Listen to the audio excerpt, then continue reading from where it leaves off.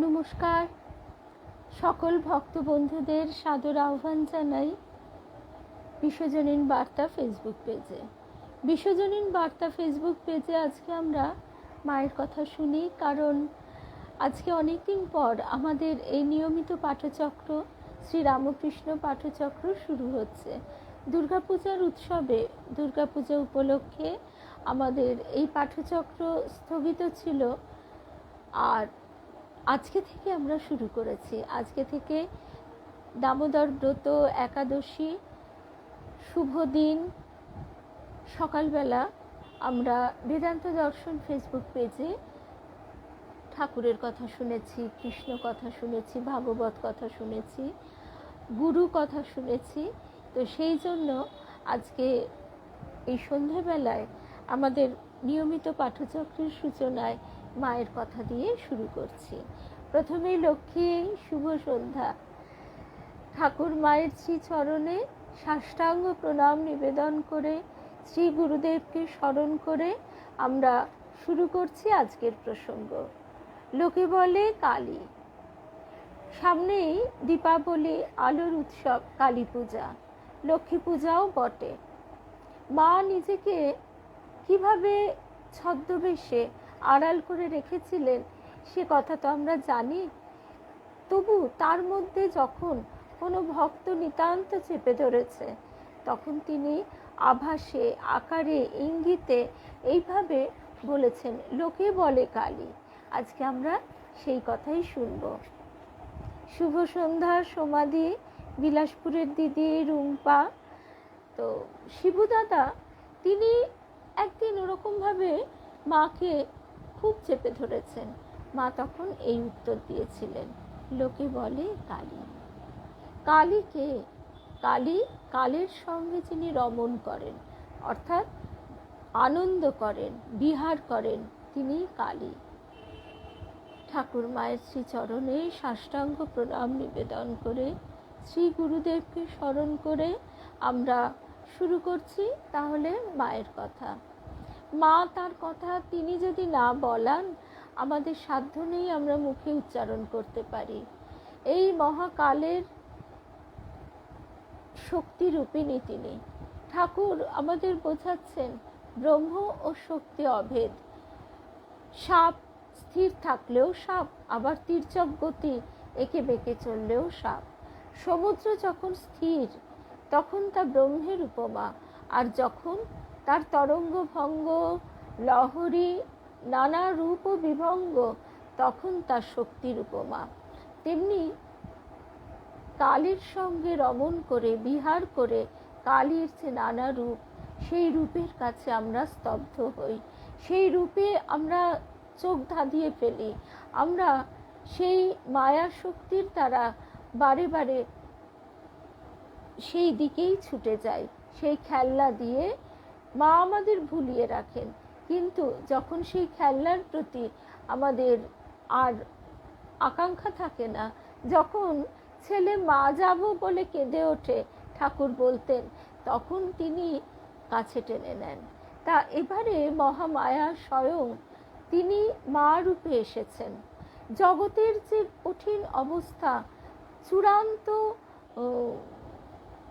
মানে কলির একেবারে চূড়ান্ত প্রকাশ, তখন সেই সময়ে জগৎকে সাজিয়ে গুছিয়ে নেবার জন্য একজন মাকে প্রয়োজন। তাই তো পূর্ণ ব্রহ্ম নারায়ণ তিনি মাকে প্রতিষ্ঠা করে দিলেন জগতের কাছে। জগৎ জানল যে আর কেউ না থাক, তার একজন মা আছে। এই জানাটা যদি সঠিক হয়, তাহলে তার আর কোনো ভয় থাকে না। শুভ সন্ধ্যা রিনাদি। রিনাদি, তোমার ডিপিটা নতুন। বা বিলাসপুরের দিদি লক্ষ্মী দে, চিনুদি, রুম্পা, শুভ সন্ধ্যা। তা মা যখন এইভাবে নিজেকে আড়াল করেছেন ছদ্মবেশে, লোকে বলে, তখন স্বাভাবিকভাবেই শিবু দাদা কিছুটা সংশয়ে দোলাচলে পড়েছে। কিন্তু পরক্ষণেই মা তার স্বরূপ দেখিয়ে দিয়েছেন। হলে কি হবে, আমাদের জীবন পথে চলতে চলতে আমাদের সেই বিশেষ একটি সময়ের কথা আমরা অনেক সময়ই ভুলে যাই, আর তখন আবার আমরা সংশয়ে আচ্ছন্ন হয়ে পড়ি। সংশয় তিমিরে আমাদের মন ঢেকে যায়, চোখ ঢেকে যায়। শুভ সন্ধ্যা শুভ্রা, রূপা, সংযুক্তা, জয়শ্রী, রুদ্রাণী, অনেক দিন পর। তবে সকাল থেকে কিন্তু আমাদের ভাগবত পাঠ আজ থেকেই শুরু হয়েছে। সঙ্গে থেকো, সকলকে বলি কল্যাণী দি শুভ সন্ধ্যা।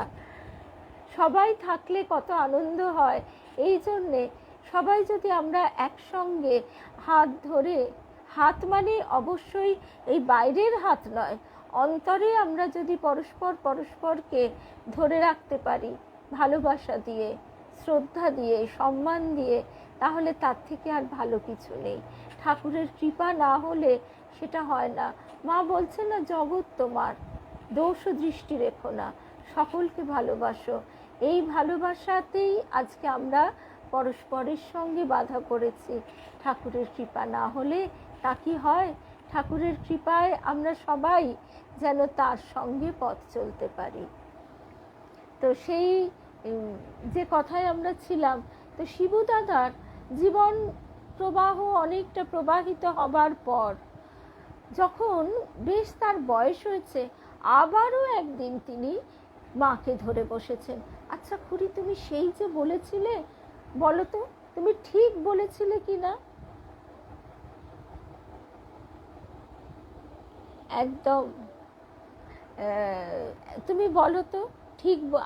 একদম রুদ্রাণী, আমরাও হঠাৎ করে সকালে গিয়ে বিকেলে ফিরেছি জয়রামবাটি থেকে। মায়ের কাছে একটু আদর খেয়ে আসা, একটু মায়ের কাছে যেন সুবাতাস মেখে আসা।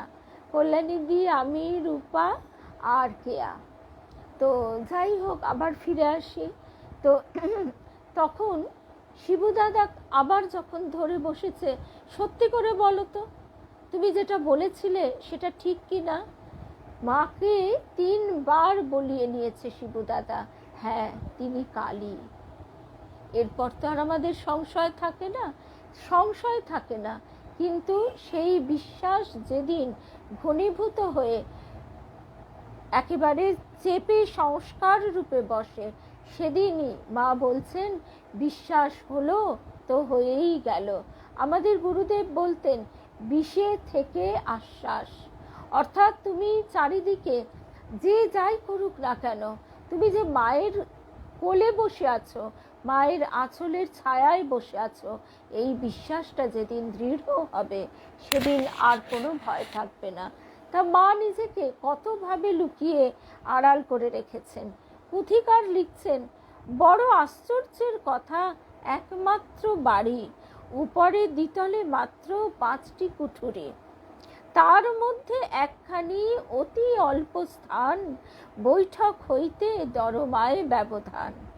সেবা আয়োজনে তথা আছেন জননী, পাক ক্রিয়া নিজে হাতে করেন আপনি।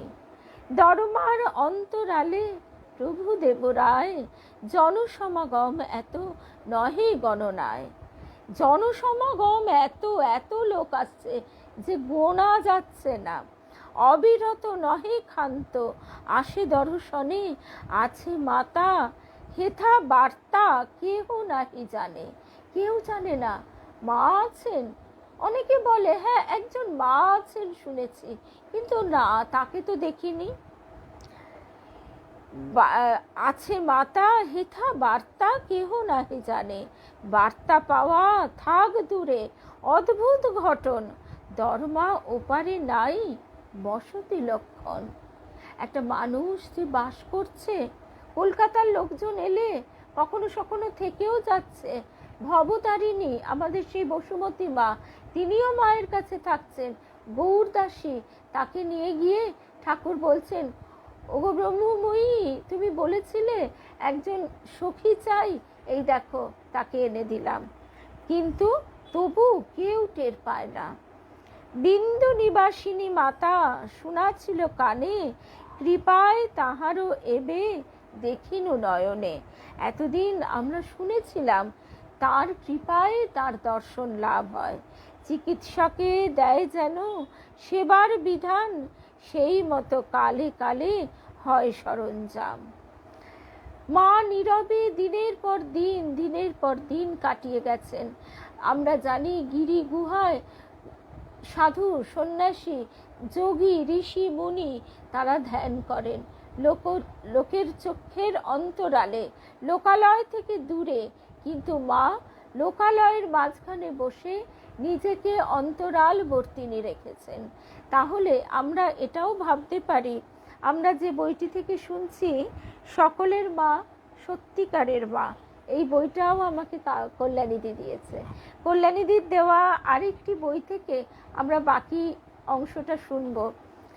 মায়ের কথা ওই যে বলা হয় না, শুরুও নেই শেষও নেই, তাই মনে হয় আমরা যেন অনন্তকাল এই কথা বলতে বলতে শুনতে শুনতে চলতে পারি। শুভ সন্ধ্যা অমিতা। একটা ঘটনার কথা মনে পড়ে যায়। উদ্বোধনের বাড়িতে মা বলছেন, দেখো অবসরে বসে বসে বাজে গল্পগুজব না করে তোমরা তার কথা বরং আলোচনা করো। এখন তো তার কথা বইয়ে বেরিয়ে গেছে, তোমরা একে অপরকে পড়ে শুনিও। অর্থাৎ যত আমরা তার কথা চিন্তা করব, শুনব, স্মরণ মনন নিদিধ্যাসনের মধ্যে দিয়ে তিনি আমাদের অন্তরের অন্তঃস্থলে আছেন, কিন্তু আমরা তো তার কথা ভুলে রয়েছি, তিনি তত বেশি জাগ্রত হয়ে আমাদেরকে একেবারে ঘিরে রাখবেন। কাশীপুর উদ্যানবাটিতে চিকিৎসায় প্রথম দিকে কিছু ফল হয়েছিল। সেই উন্নতি যদিও সাময়িক ছিল, পরে অবস্থার উন্নতি হচ্ছে না দেখে তারা ডাক্তারবাবুর সঙ্গে আলোচনা করে ঠাকুরকে শহরের দূষিত হাওয়ার বাইরে নিয়ে যান, কাশীপুর উদ্যানবাটি ভাড়া নিয়ে। সেখানে ঠাকুরকে তারা নিয়ে এলেন। লীলা প্রসঙ্গকার লিখছেন, উদ্যানের উত্তর সীমার প্রায় মধ্যভাগে প্রাচীর সংলগ্ন পাশাপাশি ৩-৪টে ছোট কুঠুরি রন্ধন ও ভাঁড়ারের জন্য নির্দিষ্ট ছিল। ওই ঘরগুলির সামনে উদ্যান পথের অপর পার্শ্বে একখানি দোতলা বসত বাটি, তার নিচে 4খানি আর উপরে 2খানি ঘর ছিল। নিচের ঘরগুলির ভিতর মধ্যভাগের ঘরখানি প্রশস্ত হলের ন্যায় ছিল, যেখানে আমরা বিশেষ বিশেষ দিনে ঠাকুরের ধ্যানে যাই, জপযজ্ঞে যাই। তার উত্তরে পাশাপাশি 2খানি ছোট ঘর, তার মধ্যে পশ্চিমের ঘরখানি থেকে কাঠের সিঁড়ি ছিল, সেটি দিয়ে দোতলায় ওঠা যেত। আর পূর্বের ঘরখানি ছিল মায়ের জন্য নির্দিষ্ট। তাই এখানে তবু তুলনামূলকভাবে ঘরটি একটু বড় হলো, আর লোকে দেখতে পেল, লোকে জানতে পারলো। তা ঠাকুর আর মা যে অভেদ, ঠাকুরের দেহ চলে যাবার পর মা ডুকরে কেঁদে উঠলেন, মা কালী গো, আমায় ছেড়ে কোথায় গেলে গো। আবার আমরা এটাও শুনছি, মা স্বয়ং বলছেন যে তিনি কালী। শুভ সন্ধ্যা প্রসেনজিৎ পাল। তো এই সৃষ্টি স্থিতি প্রলয়কারিণী জগৎ কারণ ঈশ্বরকে জগৎ জননী জগদম্বা নামে অভিহিত করে উপাসনা করা মাতৃভাবে নারীভাবে, এটি যেন ভারতের একেবারে নিজস্ব সম্পত্তি। এইটি আমরা শুনছি শ্রী শ্রী মা ও 10 মহাবিদ্যা এই বইটি থেকে।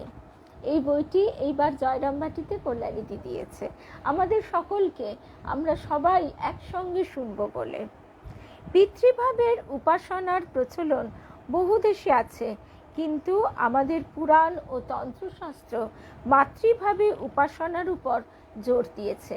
আর ঠাকুর কথামৃতে বলছেন, এবারে বিশেষ করে এইবারে ঠাকুরের অবতীর্ণ হবার পর কলির শেষ এবং সত্যযুগের সূচনা, এই যে যুগ সন্ধিক্ষণ, এই সময়ে মাতৃমন্ত্রে এবং গোপাল মন্ত্রে তাড়াতাড়ি সিদ্ধি লাভ হয়। এই যে কালীর সাধনা, শ্রীচৈতন্য মহাপ্রভুর সমসাময়িক কালী সাধক কৃষ্ণানন্দ আগম বাগীশ মায়ের বহু পূজিত মূর্তির নির্মাণ ও পূজা শুরু করেন বলে অনেকে মনে করেন। তবে তার আগে যন্ত্রে ও ঘটে শক্তি পূজার প্রচলন ছিল। শুভ সন্ধ্যা মিনাদি। কোন মূর্তিতে মায়ের পূজা হবে এই চিন্তায় সাধক কৃষ্ণানন্দ ধ্যানে মায়ের কাছে প্রার্থনা রাখছেন। কৃষ্ণানন্দের প্রতি মায়ের আদেশ হলো, নিশাবসানে যে নারী মূর্তি যে রূপে ও ভঙ্গিতে তুমি দেখবে তাই হবে সাধক জনের হৃদয় হারিণী মূর্তি। পরদিন প্রভাতে গঙ্গা স্নানের পথে কৃষ্ণানন্দ দেখলেন শ্যামবর্ণা এক গোপ কুমারীকে। তার কৃষ্ণবর্ণ কেশ রাশি এলায়িত, অর্থাৎ তার কালো কুঞ্চিত ঘন চুল খোলা রয়েছে। দক্ষিণ পদটি কুটিরের অনুচ্চ অলিন্দে। আমরা মাটির বাড়ি লক্ষ্য করলে দেখি যে তারও একটা ভিত মতো থাকে, তার উপরে তিনি ডান পাটি তুলে দিয়েছেন, আর বাম পদটি ভূমিতে। দক্ষিণ হাতে মানে ডান হাতে একতাল গোময় এমন ভঙ্গিতে ধরা যেন বরাভয় মূর্তির আভাস। বাম হাতে বেড়ার গায়ে মাটির প্রলেপ দিতে ব্যাপৃত। পূর্ণ যৌবনা সেই রমণীর কোমরে সামান্য বস্ত্রখণ্ড। কৃষ্ণানন্দকে দেখে লজ্জায় জিভ কেটে সে ফিরে দাঁড়ালো। মুহূর্তে মায়ের মূর্তির দিব্য আভাস পেলেন সাধক। এইভাবে শক্তি আরাধনায় প্রতিমা পূজার সূচনা হলো। মায়ের পূজা ধীরে ধীরে শহরে গ্রামে গঞ্জে ছড়িয়ে পড়ল।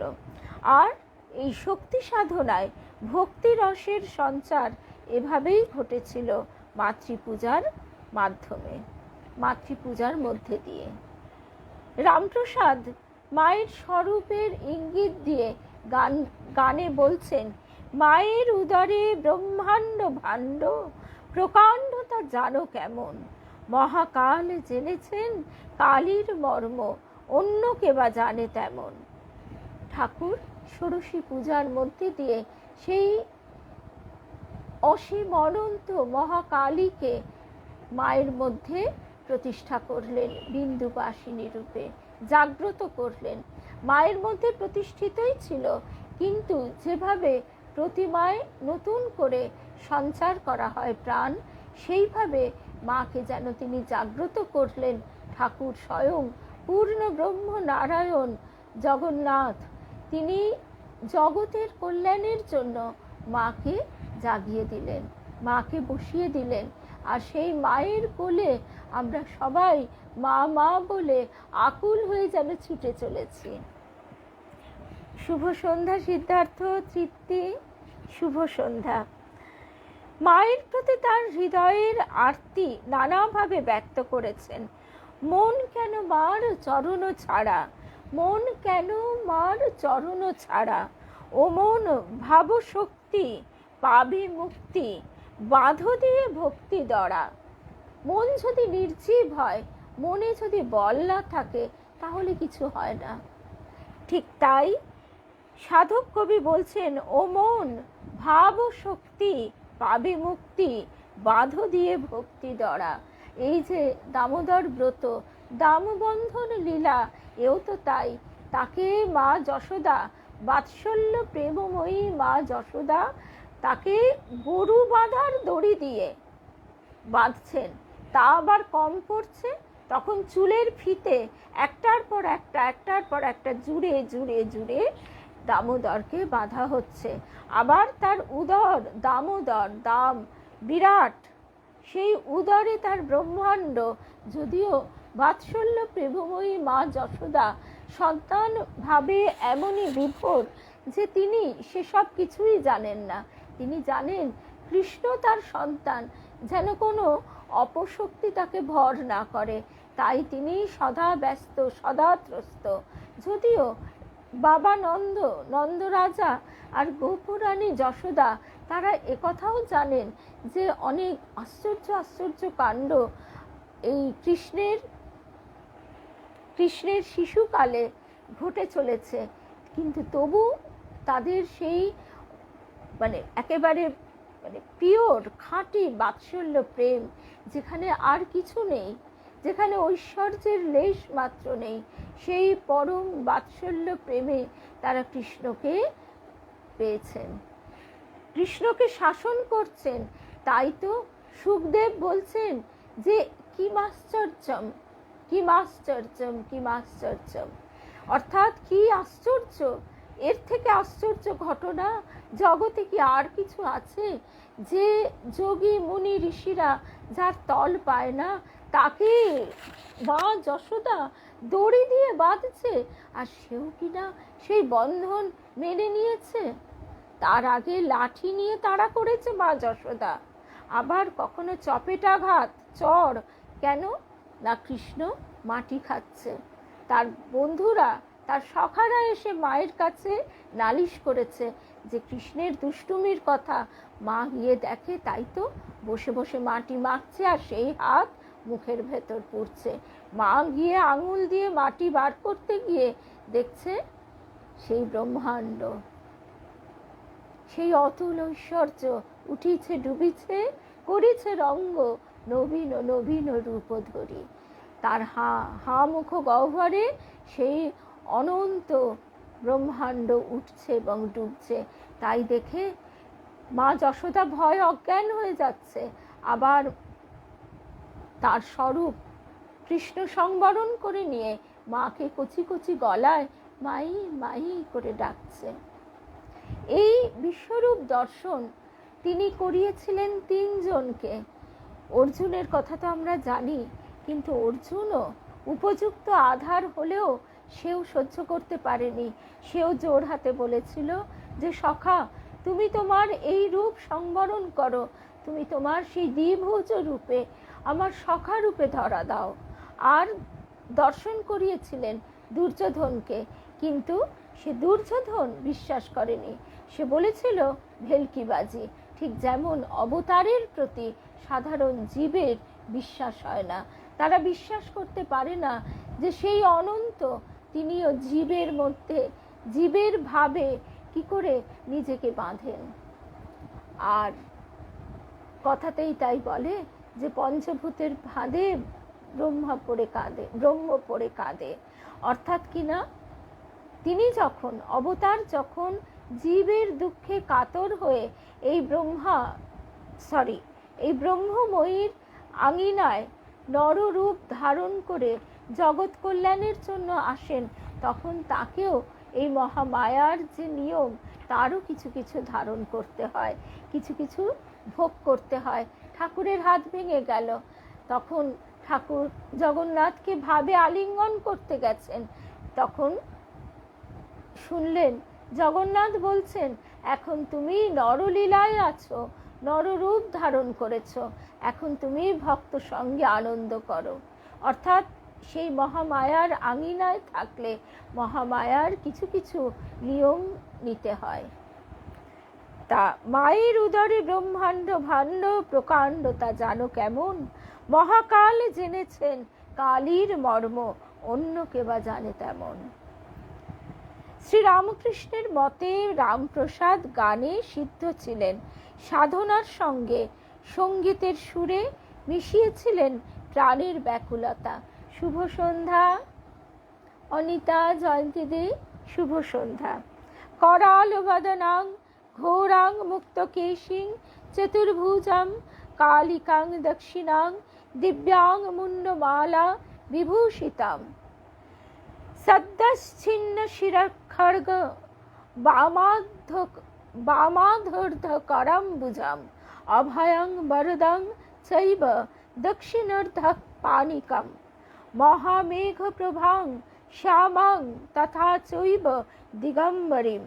তা এই রকম মায়ের যদি রূপ হয়, তাহলে আমরা মাকে ভয়ে শ্রদ্ধায় একেবারে যেন সরে থাকি। মাকে তখন আর গলা জড়িয়ে আমাদের সংসারের সুখ দুঃখের কথা বলতে পারি না, কিন্তু আমাদের এই মাকে আমরা গলা জড়িয়ে ধরে মাকে সব বলতে পারি। এমনকি উপপতি, ডোমের মেয়েটি, সে উপপতি করে এসে মায়ের কাছে বলছে, সমাজের চোখে নিতান্ত ঘৃণিতা সেই তারা পর্যন্ত ঠাকুর তাদের ছোঁয়া খেতে চাইছেন না। মা কিন্তু বলছেন, মা বলে ডেকে আমায় কেউ কিছু দিলে, কেউ কিছু বললে আমি তো না বলতে পারবো না। এর থেকে বড় অভয় আর কি হতে পারে? উপরন্তু তিনি ঠাকুরকে বলছেন, ঠাকুর তিনি তো আর শুধু রসগোল্লা খেতে আসেননি। অর্থাৎ যে ভালো তাকে ভালো করা তো খুব সহজ, কিন্তু যে তমগুণের একেবারে কুণ্ডলী তাকে ভালো করা সেই তো কঠিন কাজ। সেই কাজই এবার হচ্ছে। আমাদের গুরুদেব বলতেন, এবার তমর আসনকে উল্টে সত্য প্রতিষ্ঠা করা। সেই জন্যেই এবার এত দেরি হচ্ছে, এত কঠিন হচ্ছে। দক্ষিণা কালী করালো বদনা, ঘোর রূপিণী মুক্ত কেশী, চতুর্ভুজা দেবী মুন্ড মালায় শোভিতা। তার বাম দিকের অধোহস্তে সদ্যচ্ছিন্ন নরমুণ্ড, ঊর্ধ্ব হস্তে খড়গ, দক্ষিণের ঊর্ধ্ব হস্তে অভয় মুদ্রা, নিম্ন হস্তে বড় মুদ্রা। দেবী মহামেঘের প্রভার মতো বর্ণযুক্তা, শ্যামা দিগম্বরী। কণ্ঠে স্থিত মুন্ডমালা থেকে গলিত রুধিরের ধারায় দেবীর দেহ চূর্চিত। দুটি সব শিশু দেবীর কর্ণভূষণ হওয়ায় তাকে ভয়ানক দেখাচ্ছে। তিনি ঘোর দংস্ট্রা, করালো বদনা, বিনুন্নত পয়োধরা। সবের মানে মৃতদেহ, সবের কর নির্মিত, কর মানে হাত, কাঞ্চি তার কোমর বন্ধ, মেখেলা বা কাঞ্চি ঘাগরাটা তার মৃতদেহের কাটা হাত দিয়ে তৈরি। তিনি হাস্যমুখী, তার বিস্ফোরিত আননের ওষ্ঠ প্রান্ত থেকে রুধির ধারা বিগলিত। তিনি মহারুদ্রাণী, শ্মশানবাসিনী, ঘোর রবকারিণী। তার তিনটি নয়ন গোলাকার, বাল সূর্যের মতো রক্তিমাভ। তিনি বিকশিত দশনা, তার কেশরাশি ডান দিকে আলুলায়িত এবং সেই কেশ মুক্তায় খচিত।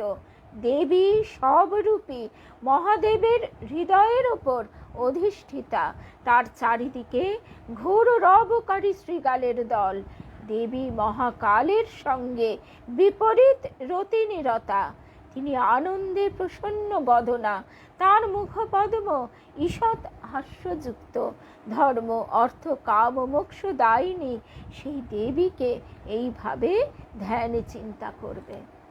এইরকম ভয়ঙ্কর মূর্তি সাধারণ গৃহস্থের পক্ষে কি করে চিন্তা করা সম্ভব? গৃহস্থ আমরা ভাববো, ওরে বাবা, সে না জানি কি আমাদের মতন শক্তিহীন, জ্ঞানহীন, ভক্তিহীন। আমরা কি করে তার পূজা করব, কি করে তাকে চিন্তা করব? তাই তো মা, জগৎ জোড়া শুধু মা, যে মায়ের প্রসন্ন মুখের দিকে চেয়ে আর কোনো দুঃখ থাকে না।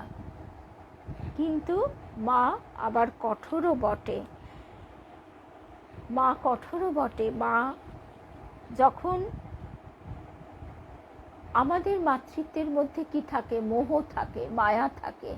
কিন্তু যখন ব্রহ্মচারী সন্তান অন্যায় করছে, তাকে মা বিদায় দিচ্ছেন চোখের জলে। মা তাকে কিন্তু কখনোই প্রশ্রয় দিচ্ছেন না, বলছেন তুমি যাও, তুমি নিজেকে শুদ্ধ করে আবারও ফিরে এসো, আমি অপেক্ষা করব।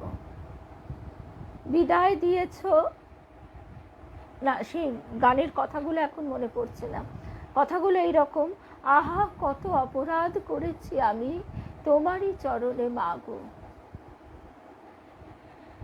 চলিয়া গিয়েছি আসি বলে, বিদায় দিয়েছ আঁখি জলে। আমরা মায়ের কাছ থেকে বারে বারে চলে গেছি, বারে বারে দূরে সরে গেছি। কিসের টানে? এই জগতের জন্য। জগৎ মায়া, মরীচিকা, তার পিছনে ছুটে ছুটে আমরা হতক্লান্ত হয়ে পড়ছি। মা চুপ করে দেখছেন, মা অপেক্ষা করে বসে আছেন কখন আমরা মা ডেকে আবার কাছে যাবার জন্য আকুল হব। রবি ঠাকুর গাইছেন, এতদিন তো ছিল না মোর কোনো ব্যথা, সর্ব অঙ্গে মাখা ছিল মলিনতা, আজ ওই শুভ্র কোলের তরে ব্যাকুল হৃদয় কেঁদে মরে, দিও না গো দিও না আর ধুলায় শুতে। আমাদের প্রার্থনা আমরা যেন মায়ের চরণের উপযুক্ত হয়ে উঠতে পারি। তা সেই শিবদাদাকে মা বলছেন লোকে বলে, অর্থাৎ তিনি অস্বীকার করলেন না, আবার পুরোপুরি স্বীকারও করলেন না। একজন ব্রহ্মচারী সন্তান, তিনি বলছেন, আচ্ছা মা, লোকে তোমাকে কত কি বলে, কালী, দুর্গা, সারদা, সরস্বতী, আচ্ছা মা তুমি বলো তুমি কি? মা চুপ করে রইলেন, স্মিত মুখে চুপ করে থেকে বললেন, তোমার কি মনে হয়? তখন সেই ব্রহ্মচারী সন্তানটি বলছেন, আমি তো কিছু বুঝি না, আমার মনে হয় তুমি আমার মা। তখন মা একেবারে প্রফুল্ল বদনে উজ্জ্বল নয়নে বলছেন, তাই তো মা, আমি তোমার মা, এইটি তুমি বুঝে নাও, এইটি তুমি জেনে নাও, আর তোমাকে জ্ঞান চচ্চড়ি করতে হবে না, আমি মা, তুমি সন্তান। এইটি যদি আমরা ঠিক ঠিক বুঝতে পারি, আর ভয় বলে কোনো জিনিস থাকে না। কোনো বাচ্চা যখন মায়ের কোলে বসে থাকে আর তখন তাকে যদি ভয় দেখানো হয়, সে খিলখিল করে হাসে, এ যেন ঠিক তেমনই। মায়ের জীবন অতি সাধারণভাবে লোকচক্ষুর অন্তরালে কাটত, তবু ভক্ত জননী রূপে শত সহস্র সন্তানের কাছে তার আত্মপ্রকাশ কোনো অংশেই সাধারণ গৃহবধূর জীবনের সঙ্গে তুলনীয় ছিল না। সর্বশক্তির অধীশ্বরী এক মাতৃকা শক্তিরূপেই সন্তানগণ তাকে মান্য করতেন। এবং আজকে এই যে জগৎ জুড়ে শুভ সন্ধ্যা, নিবেদিতা, শিবানী, কুমকুমদি, শুভ সন্ধ্যা, তো আজকে এই যে জগৎ জুড়ে বেলুর মঠ ও মিশনের জয়যাত্রা, সেখানেও চালিকা শক্তি এই মা। তার শ্রীচরণে আশ্রয় গ্রহণ করে সবাই নিশ্চিন্ত। মায়ের জীবনে কখনো কখনো অলৌকিক ভাবের উদ্ভাস তার স্বরূপ সম্বন্ধে সকলকে সচকিত করে তুলত। এমনকি গোলাপ মা ও যোগীন মার মতো তার অতি অন্তরঙ্গ সখীরাও সেই ভাবাবেশ দর্শনে ভয়ে সন্ত্রস্ত হতেন। যেমন একবার শিবদাদার স্ত্রী ক্ষেপে গিয়ে ঘরে আগুন দিতে পারেন, এ কথা শুনে মা অশ্রুতপূর্ব তীব্র কণ্ঠে বলে ওঠেন, তাহলে তো বেশ হয়, তাহলে বেশ হয়, বেশ হয়। তিনি শ্মশান ভালোবাসতেন, সব শ্মশান হয়ে যাবে বলে মা হাসতে শুরু করলেন। পরে সে হাসি গ্রামে গ্রামে উঠে মহা অট্টহাসিতে পরিণত হয়। বেশ কিছুক্ষণ ধরে সেই হাসি উপস্থিত সকলের মনে আতঙ্কের সৃষ্টি করে। ঠিক আরেকটি ঘটনা, সেই সময় বিশ্বযুদ্ধ চলছে, সেই বিশ্বযুদ্ধের খবর মাকে পড়ে শোনানো হচ্ছে। এক ব্রহ্মচারী সন্তান সেই খবর পড়ে পড়ে শোনাতে শোনাতে হঠাৎ মা সেই নিস্তব্ধ জয়রামবাটি, তখন এখনকার সঙ্গে কোনো সাদৃশ্য নেই, একেবারে অজপাড়াগা, একটা পিঁপড়ে চললেও বুঝি শব্দ পাওয়া যায়, আর তা না হলে নানা রকমের রাত চড়া পাখির ডাক, নানা রকমের পোকা, ঝিঝি পোকার ডাক, ব্যাঙের ডাক। সেই রকম এক নিশুতি রাতে প্রদীপের আলোয় সেই যুদ্ধের খবর শুনতে শুনতে মা আরও একবার অমনি অট্টহাস্য করছেন। গোলাপ মা এবং যোগীন মা তাড়াতাড়ি হাত জোড় করে বলছে, সম্বর মা, সম্বর। শিবদাদা একবার জয়রামবাটি যাবার পথে মাকে ধরেছিলেন তার খুড়ির নিজ মুখে স্বরূপের কথা শোনবার জন্য। মা রীতিমতো যখন ধরেছেন শিবদাদা, তখন বলেছিলেন এই কথাটি, লোকে বলে কালী। এই কথাটি মাকে দিয়ে ত্রিসত্য করিয়ে নিয়েছিলেন শিবু দাদা।